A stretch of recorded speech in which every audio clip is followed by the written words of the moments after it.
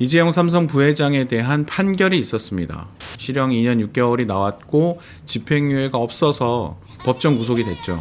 이 판결의 의미, 86억 원에 대한 2년 6개월 실형은 과연 이건 정상이냐라는 것이 오늘의 주제입니다. 이재용 삼성 부회장에 대한 혐의는 박근혜 전 대통령과 최순실 씨에게 총 298억 원의 뇌물을 줬다는 혐의였습니다. 이런 혐의로 박영수 특별검사팀이 2017년 2월에 이재용 부회장을 구속 기소합니다. 그리고 이제 재판이 진행이 됐죠. 구속된 상태로 재판이 진행이 됐습니다. 쟁점은 이재용 부회장이 준 돈이 뇌물이었냐 아니냐였습니다. 뇌물이라는 건 대가성이 있어야 됩니다. 어떤 대가로 뇌물을 준 것이냐. 기소할 때도 그렇고 국민들도 그렇게 알고 있고 재판부도 그렇게 판단한 중요한 이유는 삼성의 경영승계 과정을 도와달라 라는 대가였습니다. 그러면 삼성 경영승계의 핵심은 무엇이었냐? 삼성물산과 제일모직의 합병 과정이었습니다. 이 합병 과정에서 국민연금이 어떤 결정을 내리느냐가 가장 중요했었는데 국민연금의 결정을 청와대가 나서서 도와달라는 것이었고 실제로 청와대는 도와줬다. 라는 것이 판결의 의미입니다. 삼성 승계 과정에서 제일모직과 삼성물산의 합병 과정, 이것이 무슨 의미이고 어떻게 진행이 되었으며 어떤 문제가 있었는지는 곰곰이의 컨텐츠로 나와 있으니까 참고해 주시면 좋을 것 같고요. 1심 재판에서 전체 혐의 중에 최순실의 딸 정유라에 대한 승마 지원과 한국동계스포츠 영재센터 후원 16억 원까지 해서 총 89억 원에 대한 뇌물액이 인정이 됩니다. 재판부는 징역 5년을 선고하게 됩니다. 2심에서는 1심에서 유죄로 인정한 뇌물액 중에 상당 부분을 무죄로 판단합니다. 그래서 뇌물로 인정한 액수가 36억 원이었습니다. 재판부는 2년 6개월에 집행유예 4년을 선고합니다. 감형이 된 거죠. 그렇게 해서 이재용 부회장은 석방됩니다. 당연히 상고가 있었고 항소심에서 무죄로 판단한 부분 중 50억 원가량을 대법원은 유죄로 인정된다면서 사건을 서울고법으로 파기환송하게 됩니다. 그렇게 해서 재판이 다시 열렸고 이 파기환송심에서 18일 선고가 있었던 것이죠. 자, 그럼 파기환송심은 어떻게 진행이 됐냐? 총 86억 8천여만 원에 대해서 유죄로 인정을 하게 됩니다. 이게 삼성 측이 뇌물로 제공한 액수가 되는 것이고 이재용을 비롯한 사람들이 뇌물을 제공했고 이 뇌물액을 삼성에 있는 돈을 가져다 쓴 것이기 때문에 횡령에 해당하게 되는 것이거든요. 그런데 이 파기환송심이 진행되는 과정에서 재판부가 이런 권고를 합니다. 삼성에 준법감시위원회를 설치하라는 권고를 하게 되죠. 그리고 이것을 양형에 반영하겠다라는 의사를 밝히게 됩니다. 재판부는 삼성이 준법감시위원회를 만들고 그 활동을 잘하면 양형에 반영할 수 있다라는 입장을 밝히면서 사회적 관심은 삼성의 준법감시위 설치와 활동에 집중됩니다. 그래서 이재용 부회장이 지난 시기에 삼성의 무노조 경영 과정에서 노조 파괴 행위나 삼성전자의 반도체 백혈병 사건에 대해서 사과를 하게 되고 그 피해자들에 대해서 합의를 하기도 합니다. 그리고 삼성은 준법감시위원회를 발족하고 활동을 시작하게 됩니다. 그러면서 재판은 이 준법감시위가 어느 정도의 양형을, 즉 어느 정도 형량을 줄여줄 수 있는 것이냐라는 것으로 집중이 되게 되죠. 자, 그런데 재판부는 이렇게 밝혔습니다. 피고인과 삼성의 진정성은 긍정적으로 평가할 수 있다. 삼성 준법감시위는 이 사건에서 문제가 된 위법행위 유형에 대한 준법 감시 활동을 하고 있으나 앞으로 발생 가능한 새로운 행동을 선제적으로 감시하는 활동까지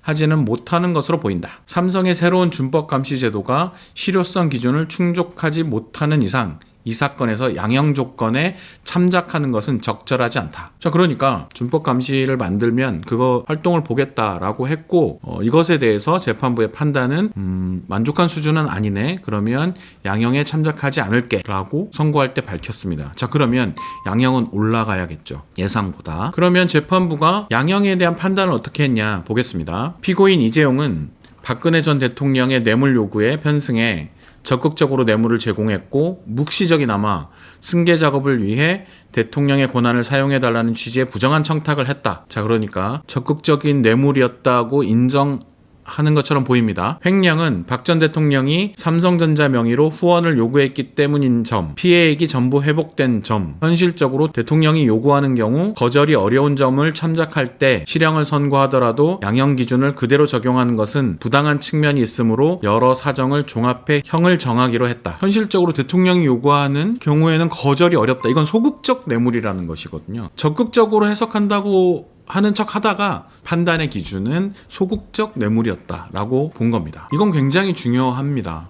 적극적 뇌물로 볼 것이냐, 소극적 뇌물로 볼 것이냐에 따라서 양형이 굉장히 달라질 수 있는 것이죠. 기본적인 기준이 있습니다. 횡령액 50억을 넘으면 징역 5년 이상을 선고해야 합니다. 이것이 법에 명시돼 있죠. 그런데 우리나라 법에는 장량 감경이라는 게 있습니다. 이게 이재용 재판의 1심에서 재판부가 장량 감경이 없다라고 밝히면서 화제가 되기도 했는데요. 자세히 볼까요? 형법 제53조 법률상의 감경 사유가 없더라도 법률로 정한 형이 범죄의 구체적인 정상에 비추어 과중하다고 인정되는 경우에 법관이 그 재량에 의하여 형을 감경하는 것. 자, 그러니까 정리해보면 형량의 최저는 1심 징역 5년이 법정 형량의 최저였습니다. 장량 감경이 없다면. 그런데 파기환송심 재판부는 장량 감경을 하게 된 겁니다. 판단의 기준은 이재용이 좀 소극적이었어. 대통령이 요구하는데 그걸 거절하긴 어려워. 그러면 이것은 깎아줘야 되는 것이야. 해서 2년 6개월로 절반, 반토막을 내게 된 겁니다.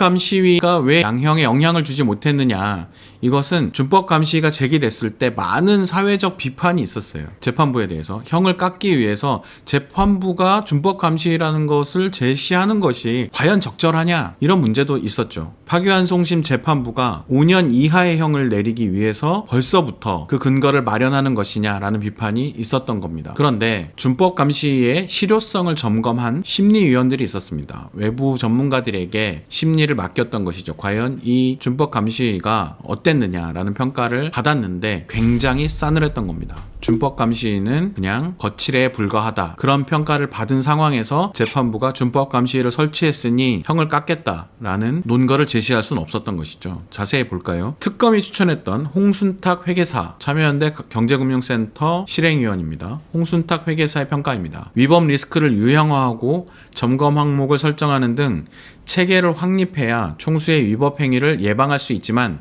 준비된 것이 없었다. 준법감시위가 위법행위 유형화 등 감시체계 구축을 위해 컨설팅을 의뢰한 건 지난해 9월이었다. 출범 10개월이 지난 시점이었다. 그러니까 출범한 지 10개월이 지나서야 위법의 유형들을 정리하는 컨설팅을 받았다는 것이죠. 뭐 했냐는 겁니다. 한두 달이 지나고 나서 했으면 모르겠는데 10달 동안 뭘 했길래 준법감시위가 제대로 활동할 생각이었느냐라고 되묻게 된 거죠. 이런 정도의 평가는 특검 쪽에서 추천한 심리위원회 평가만이 아니었고, 재판부가 추천했던 강일원 전 헌법재판관도 비슷한 뉘앙스로 평가를 내립니다. 결국에 재판부는 이 평가를 받아들일 수밖에 없었던 것이죠. 준법감시위는 기대만큼의 활동을 한 것이 아니다.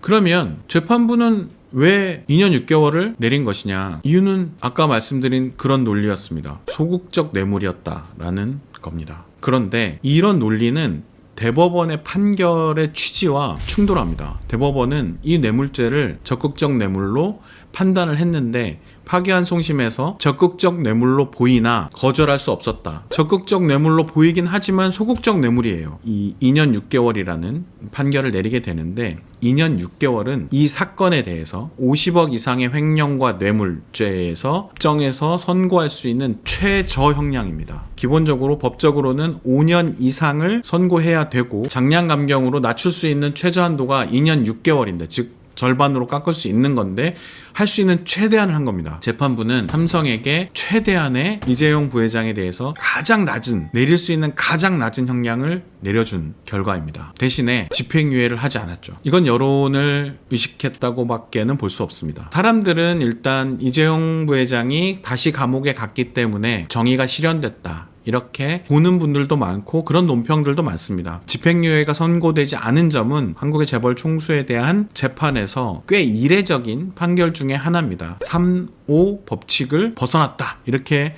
평가를 하기도 하는데, 이 재판부가 내린 형량 자체를 본다면 한국의 사법부가 이재용 부회장에게 내릴 수 있는 최저 형량을 내렸다라고 밖에는 볼 수 없습니다. 이것과 이제 비교되는 판결이 고추장 반찬과 라면 한 개를 훔치다가 붙잡힌 사람이 상습범이란 이유로 3년 6개월의 형을 선고받았습니다.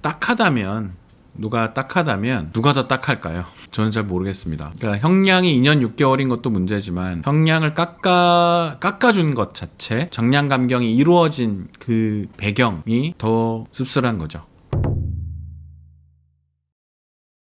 징역 3년에 집행유예 5년이 나왔을 가능성도 굉장히 있다고 봅니다. 왜냐하면 지금까지 재벌 총수에 대한 판결이 징역 3년에 집행유예 5년이거든요. 이게 거의 패턴화되어 있기 때문에 패턴을 학습하는 AI로서는 삼성그룹 총수, 그러면 지금까지 재벌 총수들 3년에 5년, 그럼 3년에 5년 이렇게 판결했을 가능성도 전 없진 않았다고 봅니다. 이것이 한국 사법의 역사였기 때문입니다. 유익하셨다면 좋아요와 구독, 알림 설정 부탁드리고요. 지금까지 시청해주셔서 감사합니다. 저는 다음 편에서 뵙겠습니다.